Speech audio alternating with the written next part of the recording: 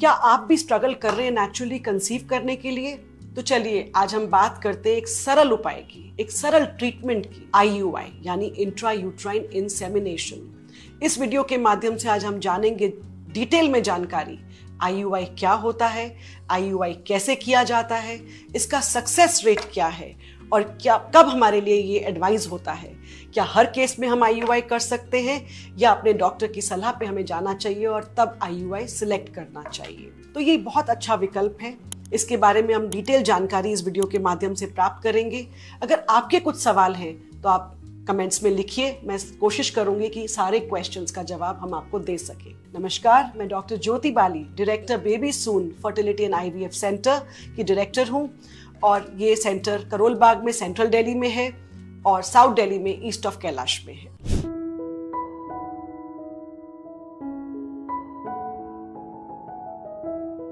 तो चलिए बात करते हैं कि IUI होता क्या है। IUI जैसे मैंने पहले कहा, इंट्रा यूट्राइन इंसेमिनेशन। अगर इस शब्द को हम ब्रेक करके समझें तो मैं आपको इस मॉडल के द्वारा समझाना चाहूंगी कि इंट्रा का मतलब होता है अंदर, यूट्राइन का मतलब होता है हमारी बच्चेदानी के अंदर यानी इंट्रा यूट्राइन, इंसेमिनेशन का मतलब होता है पुरुष के वीर्य को अंदर तक, यहां तक हमें छोड़ना यानी इंसेमिनेट करना। तो इसे कहते हैं IUI। अब ये ट्रीटमेंट, इसकी कॉस्ट क्या होती है, इसका सक्सेस रेट क्या होता है, कि कब करना चाहिए, ये सारे सवाल आपके मन में आ रहे होंगे क्योंकि आप जूझ रहे हैं नेचुरली कंसीव करने के लिए। तो ये बिल्कुल नेचुरल कंसेप्शन ही है, थोड़ी सी मदद मांग रहा है आपसे, तो इसमें संकोच नहीं होना चाहिए हमें। सबसे पहला क्वेश्चन, IUI क्या होता है? मैंने आपको इस शब्द का मीनिंग तो बता दिया, लेकिन ये किया कैसे जाता है, इसको कैसे करना चाहिए, डिटेल में आपको मैं समझाना चाहूंगी आज। सबसे पहले आप दोनों पति और पत्नी जिन्हें बच्चा चाहिए, एक फर्टिलिटी स्पेशलिस्ट के पास जाइए, उनसे पूछिए कि आप कंसीव करने में स्ट्रगल कर रहे हैं। डॉक्टर आपको कुछ बेसिक टेस्ट करवाएंगे जो कि अनिवार्य हैं। IUI का डिसीजन लेने से पहले हमारे लिए ज़रूरी है कि हम वो कंडीशंस फुलफिल करें, जैसे कि पुरुष का वीर्य परीक्षा। हमारे यहाँ पे ये टेस्ट बिल्कुल फ्री में किया जाता है, लेकिन उससे पहले 4 ब्लड टेस्ट हमें कराने हैं। Blood group, HIV, hepatitis B, hepatitis C और VDRL, ताकि जब लैब में आपका वीर्य परीक्षा हो रही है किसी को भी दूसरे को संक्रमण ना हो, इन्फेक्शन ना हो, तो हर एक के लिए ये टेस्ट कराना ज़रूरी होता है। अगर मान लीजिए किसी का कोई टेस्ट पॉजिटिव आता है अनफॉर्चुनेटली, तो हम उसे अलग प्रिकॉशंस लेके करते हैं, ग्लव्स पहने जाते हैं, अलग रखा जाता है ताकि किसी और को संक्रमण ना हो। अब ये तो हो गई बात पुरुष की। महिला के लिए क्या क्या ज़रूरी है? सारे बेसिक ब्लड टेस्ट, ताकि उसकी जनरल हेल्थ देखी जाए, थायराइड, डायबिटीज, शुगर, सब हमें चेक करना होता है, क्योंकि एक स्वस्थ महिला ही एक स्वस्थ बच्चे को जन्म दे सकेगी। तो ये भी ज़रूरी है टेस्ट सारे। नॉर्मल जितने रूटीन टेस्ट आपके डॉक्टर आपको एडवाइस कराएंगे आप ज़रूर कराइए। हो सकता है कोई चीज़ आपको ना पता और वो निकल के आए, for example thyroid level, diabetes, तो पहले इनको करेक्ट किया जाएगा क्योंकि इनके चलते प्रेगनेंसी का होना मुश्किल हो जाता है। तो ये भी साथ साथ चेक होना चाहिए। उसके बाद आपके डॉक्टर देखेंगे अल्ट्रासाउंड पे आपकी यूट्रस कैसी है, आपके अंडाशय यानी ओवरी में अंडा बनाने की क्षमता कितनी है।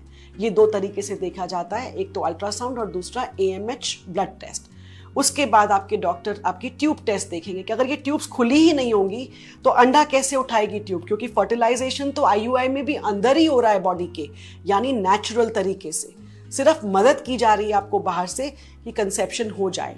तो ये ट्यूब्स का खुला होना बहुत अनिवार्य है। बिना इसके IUI करवाना ठीक नहीं होता है। क्यों? क्योंकि फिर हम अंधेरे में तीर चला रहे हैं। हम डॉक्टर के पास आए हैं तो पूरी साइंटिफिक नॉलेज हमें शेयर करनी होती है आपके साथ, और फिर जब हम आपको बताते हैं कि ट्यूब टेस्ट होना बहुत अनिवार्य है तो इसे कराइए। बेसिक टेस्ट होता है HSG। इसके लिए जिन महिलाओं की उम्र 30 से कम है, शादी को कम वर्ष हुए हैं और पुरुष का टेस्ट बिल्कुल नॉर्मल है, उसके बाद ट्यूब टेस्ट देखा जाता है। और ट्यूब अगर खुली है, सीमेन काउंट भी नॉर्मल है, मोटिलिटी भी ठीक है, मॉर्फोलॉजी भी ठीक है, आपकी ओवरी में अंडा बनाने की क्षमता भी बिल्कुल ठीक है आपकी उम्र के हिसाब से, तब आपके डॉक्टर आपको फिट करते हैं कि हाँ आप बिल्कुल IUI के लिए एक राइट कपल हैं। अगर भगवान ना करे किसी का काउंट 1 मिलियन 2 मिलियन आए तो वो कपल, चाहे औरत की ट्यूब्स खुली भी हैं, तब भी वो IUI के लिए राइट कैंडिडेट नहीं है। क्यों? क्योंकि उसमें IUI से कोई हमें रिजल्ट मिलने की चांस ही नहीं बनता। वहां सीधा आईवीएफ छोड़िए इक्सी तक जाएंगे हम। मैं आपको बाद में बताऊंगी कि आईवीएफ क्या होता है, इक्सी क्या होता है। पहले आज हम सिर्फ आईयूआई के बारे में बात करेंगे। तो अगर आपका सब कुछ नॉर्मल है, हमने अज्यूम किया कि आप आए, सारे टेस्ट हुए, सब कुछ जो मैंने कहा वो सारी कंडीशंस फुलफिल हो गई, ट्यूब्स खुली हैं, सीमेन काउंट नॉर्मल है, सब कुछ ठीक है, तो आईयूआई के लिए आपको पीरियड के सेकेंड डे से बुलाया जाता है, अल्ट्रासाउंड होगा और उसके बाद आपको कुछ दवाइयाँ दी जाएंगी जिन्हें ओरल ओव्यूलेशन इंडक्शन एजेंट्स बोलते हैं। उसके बाद कुछ इंजेक्शंस ऐड किए जाएंगे 3-4 दिन के लिए, फिर अल्ट्रासाउंड किया जाएगा और उसमें देखा जाता है अंडे का साइज 18 से 20-22 मिलीमीटर हो जाए और बच्चेदानी की लाइनिंग यानी परत वो भी कम से कम 8 मिलीमीटर 9 मिलीमीटर हो, ट्रिपल लाइन हो, अच्छी दिखती हो, तब हम कहते हैं ओके फाइन। अब हम आपको लास्ट इंजेक्शन देते हैं जिसको बोलते हैं ट्रिगर इंजेक्शन, यानी अंडे को मैच्योर करने के लिए या रप्चर कराने के लिए एक लास्ट इंजेक्शन दिया जाता है। ये एक बिल्कुल स्पेसिफिक नियमित टाइम पे लेना होता है आपके डॉक्टर की एडवाइस के हिसाब से, क्योंकि इसके 36 से 38 घंटे बाद उनकी टीम रेडी होती है, एम्ब्रियोलॉजिस्ट रेडी होता है, लैब का स्टाफ रेडी होता है, डॉक्टर की अवेलेबिलिटी देखनी होती है, उनका टाइम देखना होता है, पेशेंट को भी अपना टाइम डिस्कस करना चाहिए।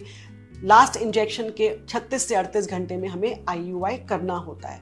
और कैसे किया जाता है? अल्ट्रासाउंड पे पहले हम देख लेते हैं कि अंडा रप्चर हुआ नहीं हुआ, इसको डॉक्यूमेंट किया जाता है और फिर लैब में हस्बैंड का सीमेन सैंपल लेके उसे 2 टेक्निक्स होती है, स्विम अप या डेंसिटी ग्रेडियंट, इसके माध्यम से प्रिपेयर करके अच्छे स्पर्म्स की क्वालिटी को छांट लिया जाता है।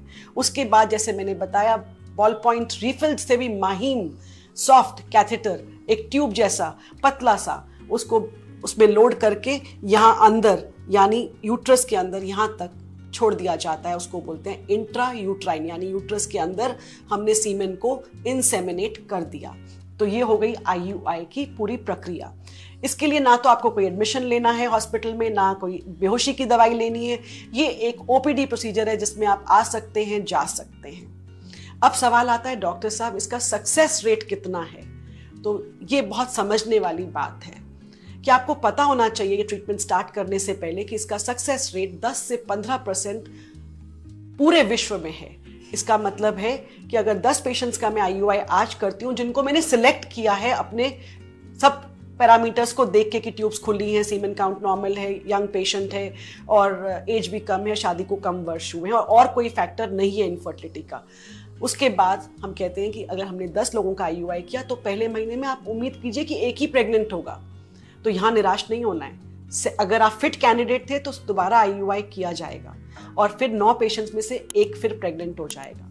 तीसरे साइकिल तक जाते जाते 1-2 पेशेंट्स और प्रेग्नेंट हो जाएंगे। तो कम से कम 10 में से 4 लोग तो बच गए आईवीएफ से, जो आईयूआई से ही प्रेग्नेंट हो गए। तो ये एक वरदान है, ये बहुत अच्छा रिजल्ट है मैं कहती हूँ। लेकिन आप पहले के बाद निराश नहीं होइए। हो सकता है पहले में प्रेग्नेंट हो सकता है आप दूसरे में हो जाएं, हो सकता है आप तीसरी बार में प्रेग्नेंट हो जाएं, और नहीं हुए तब भी निराश होने का कोई विषय नहीं है, क्योंकि आईवीएफ और इक्सी अभी भी बाकी है हमारे लिए, ऑप्शंस हैं हमारे पास अभी भी। उसके अलावा एक मेजर सवाल आता है कि डॉक्टर साहब अगर आप 3 आईयूआई कराएं तो अभी हम और करना चाहते हैं, क्योंकि अब हम आईवीएफ की तरफ अभी भी रेडी नहीं है जाने के लिए। तो ये आप अपने डॉक्टर से डिस्कस कीजिए कि आप ऐसा सोचते हैं। अगर मेरे पास कोई ऐसा कपल होता है तो मैं कहती हूँ कि मैक्सिमम अगर सब कुछ ठीक रहा है, उन 3 साइकिल्स का रिकॉर्ड मेरे सामने है और मुझे लगता है कि हर बार अंडा बना, सीमेन भी ठीक है, रप्चर भी हुआ है, ट्यूब्स भी खुली हैं, मुझे ऐसा कोई फैक्टर नज़र नहीं आ रहा है, तो मैं मैक्सिमम 4 साइकिल तक जाती हूँ।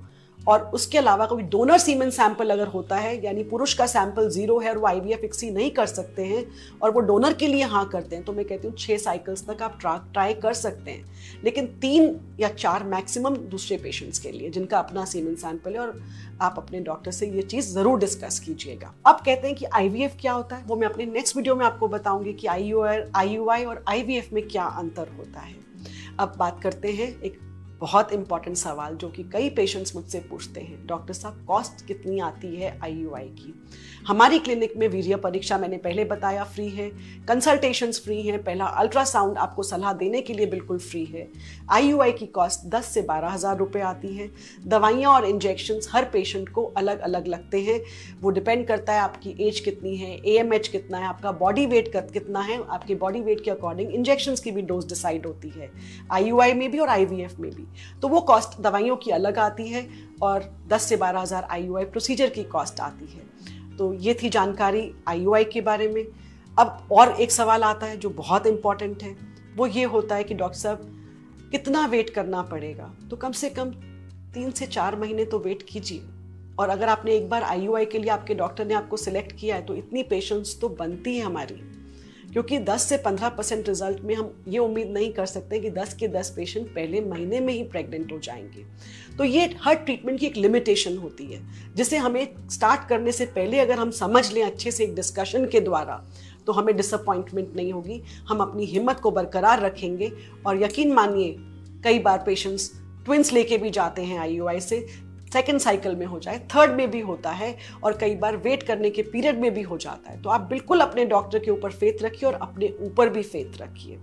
अब हम क्या कर सकते हैं डॉक्टर साहब अपने सक्सेस रेट को बढ़ाने के लिए कि हम IUI में सबका हो जाए? तो देखिए, हर डॉक्टर ट्राई करेगा आपके लिए कि आप पहली बार में सक्सेसफुल हो जाएं, बट प्रैक्टिकल होना बहुत ज़रूरी है। इसके लिए आप नियमित रूप से जब आपको अपॉइंटमेंट दिया जाए उसे कैंसिल ना करें, क्योंकि IUI एक टाइम बेस्ड ट्रीटमेंट है। आपको जिस दिन बुलाया है उस दिन उनका अल्ट्रासाउंड पे आपको देखना ज़रूरी है। और IUI के टाइम से पहले क्लिनिक में पहुंचिए, डिस्कस कीजिए और सिंसियरिटी से कीजिए इस ट्रीटमेंट को और विश्वास के साथ कीजिए। सक्सेस रेट अपने आप ही आ जाएगा, क्योंकि आपके डॉक्टर भी अपनी तरफ से सब कुछ इंश्योर करेंगे।